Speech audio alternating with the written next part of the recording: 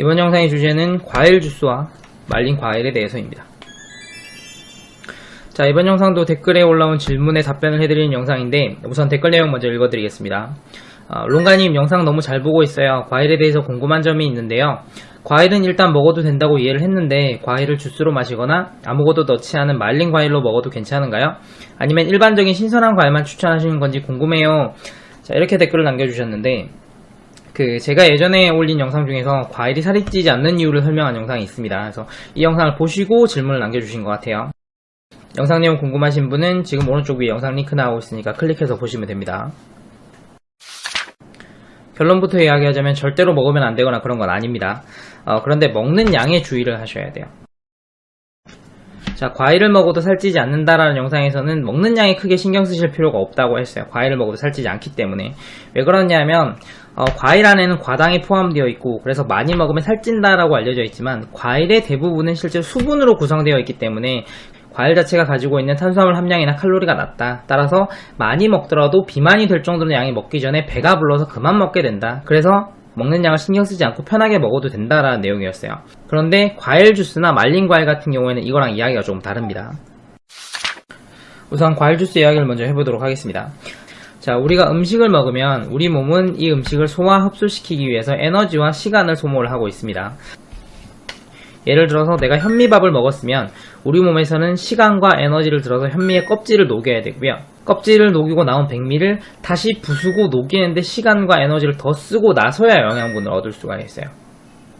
그런데 현미의 껍질을 깐 백미, 그리고 그 백미를 으깨서 만든 흰쌀죽 같은 경우에는 이미 껍질도 벗겨져 있고 쌀알도 부서져 있기 때문에 먹으면 몸에서 굉장히 빠른 시간 안에 소화 흡수가 가능한 특징이 있어요. 그래서 우리 몸에서 해야 되는 이 소화 작업을 외부에서 미리 해서 만들어진 음식을 우리가 정제 음식이라고 합니다.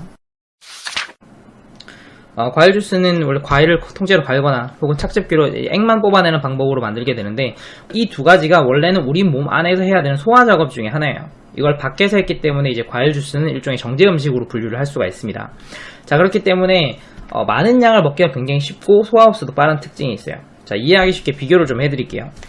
사과 4개를 아무것도 넣지 않고 갈아서 주스로 만들면 500ml 생수통 하나를 채울 수 있을 정도의 과일 주스가 됩니다. 자, 혼자서 사과 4개는 먹기에 조금 많은 양이죠. 그런데 500ml 주스는 마시는 게 그다지 부담스러운 양이 아니에요.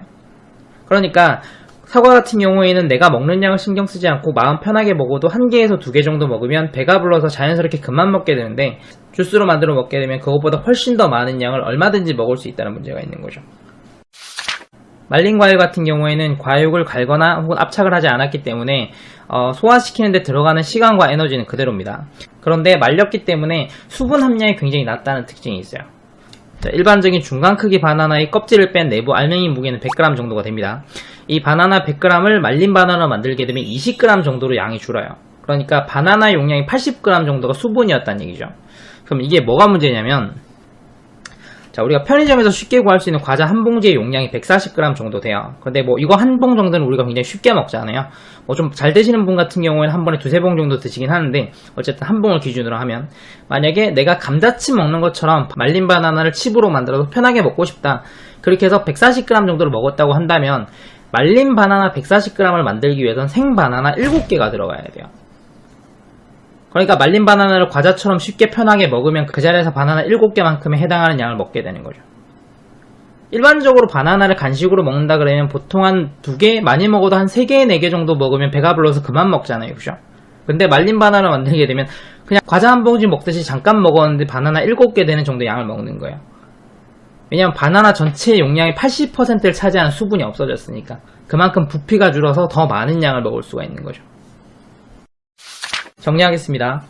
과일을 원형 그대로 먹는다면 먹는 양을 굳이 제한할 필요가 없어요. 안에 섬유질이 풍부하고 수분이 많이 있기 때문에 비만이 될 정도로 많은 양을 먹기 전에 배가 불러서 그만 먹게 됩니다. 그런데 이 과일을 주스로 만들거나 말린 과일로 만들 경우에는 섬유질이 파괴되고 수분이 증발하기 때문에 비만이 될 정도로 많은 양을 먹을 수 없다라는 효과가 없어지게 돼요.